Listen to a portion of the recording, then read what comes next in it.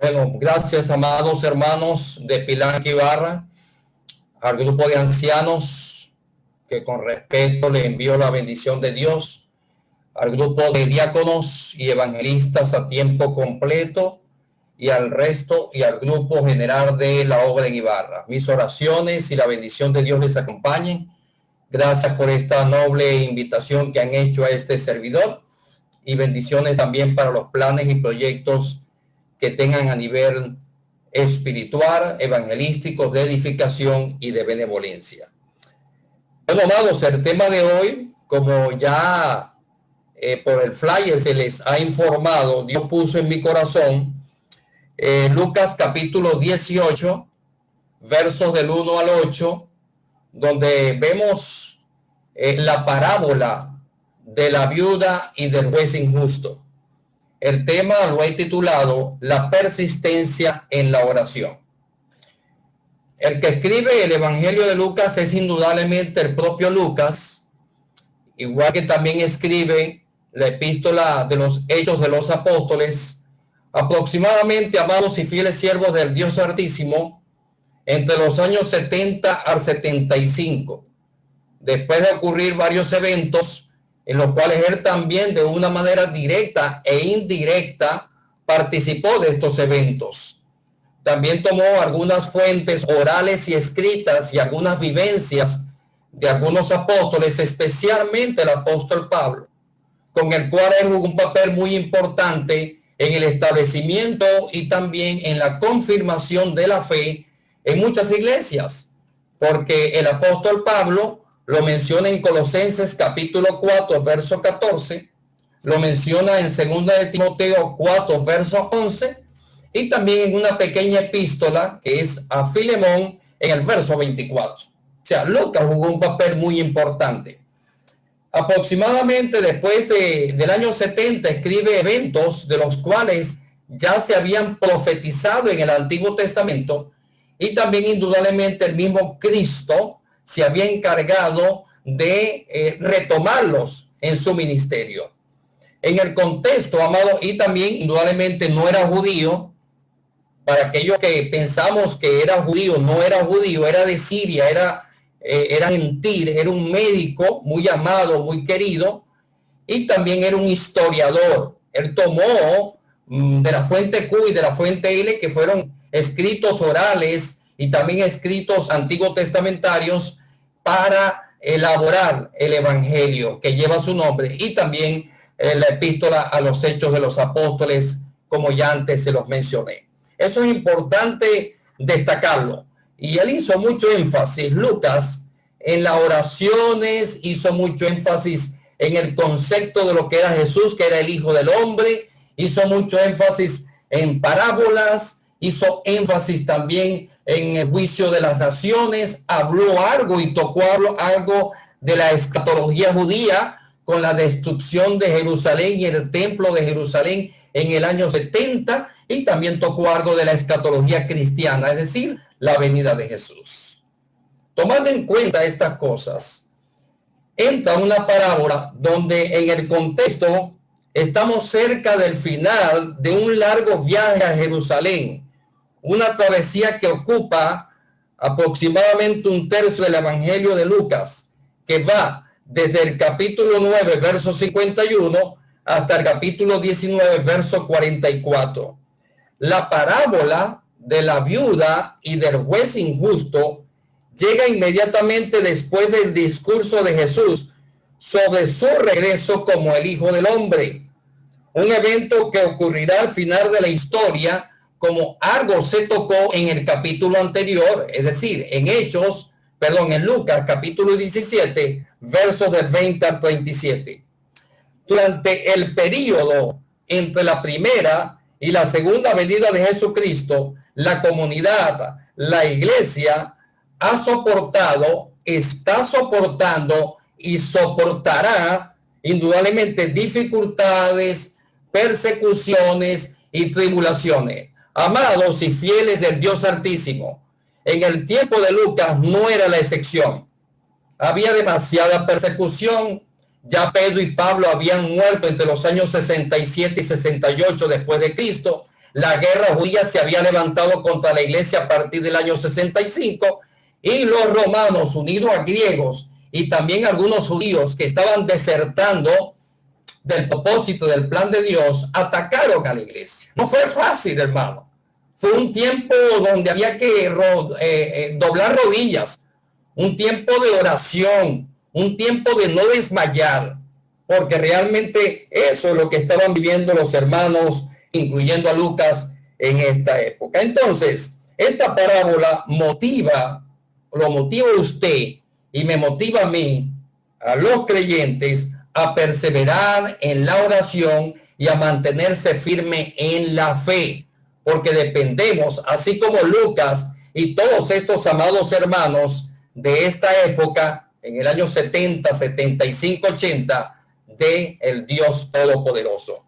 A diferencia de otras parábolas en el Evangelio de Lucas, la parábola de la viuda y el juez injusto está precedida por una declaración de propósito, de enfoque que me impactó mucho. Que ellos, los discípulos, dicho por el mismo Cristo, que ellos, los discípulos, debían orar en todo tiempo y no desfallecer. Así comienza la parábola de la viuda y del juez injusto. Hay que orar, no desmayar. La expresión, amados hermanos, de desfallecer o desmayar aparece frecuentemente en el Nuevo Testamento en el contexto de soportar, resistir con la ayuda de Dios y puesto en oración de parte de uno, soportar las tribulaciones, las dificultades, los problemas y todas aquellas adversidades por las cuales pasó el pueblo al principio en el primer siglo. Un ejemplo, el apóstol Pablo, cuando el apóstol Pablo está en Éfeso, allá en capítulo 3, verso 13, ¿verdad? Él les dice a los hermanos de la iglesia de Éfeso, no desmayéis a causa de mis tribulaciones. Por vosotros estoy resistiendo eso y con la ayuda de Dios, porque son vuestra gloria. Ahí podemos ver algo maravilloso. En general, el fluir de la parábola de la viuda y del juez injusto es bastante sencilla. Una viuda, como ustedes pueden ver allí en su texto, una viuda suplica resueltamente a un juez injusto y pagano que le haga justicia, que haya vindicación, que la proteja y que le ayude en su problema. No sabemos, y es importante destacar esto, amados y fieles del Dios Altísimo. No sabemos nada sobre cómo o por qué la viuda fue agraviada, nada sobre su adversario ni sobre dónde ocurrió esto, excepto, como dice el verso 2, en cierta ciudad. Pero aprendemos algo sobre la naturaleza del juez, que ni temía a Dios ni respetaba a hombre alguno, y debido a la insistencia de la viuda, emitió un veredicto favorable a ella.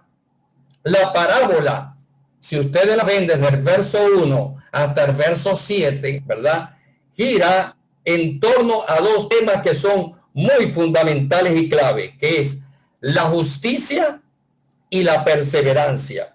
Lucas se esfuerza por resaltar la condición de incredulidad del juez. ¿Por qué? La idea es que si un juez que es injusto puede dictar un veredicto favorable como resultado de la persistencia, de la constancia, de la insistencia y sobre todo de la fidelidad, ¿cuánto más lo hará un juez justo? Esto es similar a la enseñanza de Mateo capítulo 7, versos 7 al 11. Nuestro juez es justo. En cambio, el de la parábola es injusto, porque tenía dos o tres cosas. Las opiniones de los hombres no le valían para nada. Los derechos de los hombres para nada. Y sobre todo, peor aún, no tenía temor a Dios.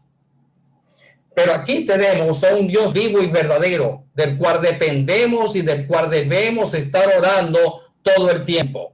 No desmayar, porque hay una gran promesa. Y en Mateo capítulo 7, versos del 7 al 11, nos dice la palabra de Dios, donde el mismo Jesús nos dice: pidan y se les dará, busquen y encontrarán, llamen y se les abrirá, porque todo aquel que pide recibe, y el que busca encuentra, y al que llama se le abre. ¿Quién de ustedes, si su hijo le pide pan, le da una piedra? ¿O si le pide un pescado, le da una serpiente? Pues si ustedes, que son malos, saben dar cosas buenas a sus hijos, ¿cuánto más su Padre, mi Padre, tu Padre celestial, que está en los cielos, dará buenas cosas a los que le pidan? Qué bello texto, qué gran promesa. Cuántas vivencias y cuántas experiencias no hemos tenido usted y yo con este texto y con estas otras promesas que Dios nos da a través de la oración. Mientras más dificultad, tribulaciones, persecuciones, problemas, pandemia podamos tener, más las rodillas deben doblarse, no desmayar, no desalentar, no desanimarnos, no desistir, porque es poderoso el juez que tenemos por medio de Cristo y el Espíritu Santo. La oración, amados, es una actitud vital de la vida, es un requisito, y más que requisito, yo diría, amados hermanos, que es un instrumento, un hábito, es una especie de vida que usted y yo debe tener, porque se trata de orar para no desmayar. El interés y cuidado de Jesús con esta parábola también concierne a la fe de sus discípulos. Dio lugar a que Él les enseñara esta parábola para que sus discípulos siguieran en la fe, no desmayaran y persistieran especialmente en la oración. Jesús enseña a sus discípulos que deben orar siempre. Y eso es una enseñanza para usted y para mí hoy en día. Es nuestro deber, es un privilegio, es una gran bendición, es un gran honor orar a Dios.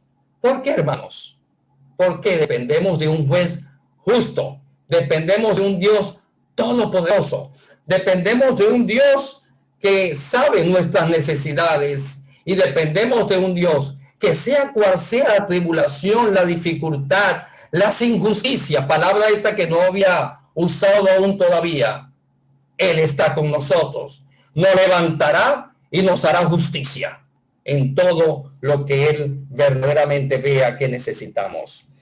Pero ¿qué sucede, hermanos? ¿Qué puede suceder? ¿Cuál puede ser la otra cara de la moneda? Que la fe puede morir si nosotros descuidamos este deber, si nosotros descuidamos este hábito, si nosotros descuidamos esta herramienta espiritual como es la oración. Por eso debemos orar sin desmayar. Ese es el propósito de esta parábola. 18:1 dice: orar siempre y no desmayar. ¿Se acuerdan, amados hermanos, del texto de Primera de Tesalonicenses, capítulo 5, versos 17 y 18? ¿Qué nos dice el apóstol Pablo a los hermanos en Tesalónica? Y viene como anillo al dedo, como decimos acá en Venezuela. No sé si en Ibarra, Ecuador, lo dicen. Anillo al dedo, que viene acomodado para la oración y las premisas que estamos hablando. Orad sin cesar. Y dice la Biblia: dar gracias a Dios en toda situación, en todo momento, en todo tiempo. ¿Por qué? Porque esta es la voluntad de Dios para con vosotros en Cristo Jesús. ¿Qué le agrada a Dios? ¿Qué le complace a Dios? ¿Qué es la voluntad que le agrada a Dios? Que usted y yo oremos sin cesar y que también le demos gracias en todo momento, amados hermanos. Cuando nosotros oramos, nos fortalecemos contra nuestros enemigos espirituales, contra nuestros malos deseos y a veces pensamientos y pasiones que también pueden convertirse en enemigos de nosotros. Piensen por un instante en las primeras de cambio, cuando esta viuda llega al juez porque mira, no tenía dinero. La corte o los tribunales de ese entonces eran para hombres, y si había alguna mujer, esa mujer tenía que estar apoyada por algún hombre y por mucho dinero. Esa era la corte. Pero cuando una persona iba a un juez es porque no había de esto, no había dinero. Lógico, era una viuda, era indefensa, no tenía quien la amparara, no tenía dinero y realmente estaba desprotegida totalmente. Pero también hay enemigos, hermanos, por los cuales hay que orar, no solamente contra Satanás, sino contra pasiones y pensamientos en nuestras vidas, para que de esa manera podamos derrotarlos en el día de la tentación. El mismo Jesús lo dijo en Mateo capítulo 26, verso 41. Velad y orad para que no caigáis en tentación. A la verdad el espíritu está dispuesto, pero la carne es débil. Y cuando nos referimos a la carne, nos referimos a los pensamientos, a los sentimientos, a las emociones. Y esos pensamientos, emociones y hasta la propia fe pueden debilitarse, puede llevarnos al desánimo, a desalentarnos o simplemente, amados hermanos, a desfallecer. Esta parábola, amados hermanos, también me convence a mí y te convence a ti de la enorme fuerza que tiene la oración y de la enorme persona y ser omnipotente por el cual usted y yo dependemos, que es Dios. El juez injusto, que no temía a Dios y no se compadecía de la gente, pero a pesar de eso decidió ayudar a la viuda para que ella lo dejara en paz, fue por eso, porque ella fue persistente, día a día estaba allí ante el juez. Pero el juez desistió, le dio la razón. ¿Por qué? Por la persistencia. Con más razón, amados hermanos, la ilimitable misericordia y omnipotencia de Dios siempre ayudará al necesitado que tiene esperanza en Él. Por lo tanto, la oración debe ser en tu vida y en mi vida, debe ser constante, debe ser insistente, persistente, determinante, perseverante y cargada de una plena confianza y de una fe viviente. No es porque vamos a estar molestando, inquietando como la viuda al juez injusto a nuestro Dios. No, Él sabe tu necesidad, Él sabe mi necesidad, Él sabe por qué momentos podemos estar pasando. Pero como les dije y como la palabra me dijo y te dice a ti, Él se agrada, se complace y es su voluntad cuando usted ora sin cesar y le da gracias en todo momento.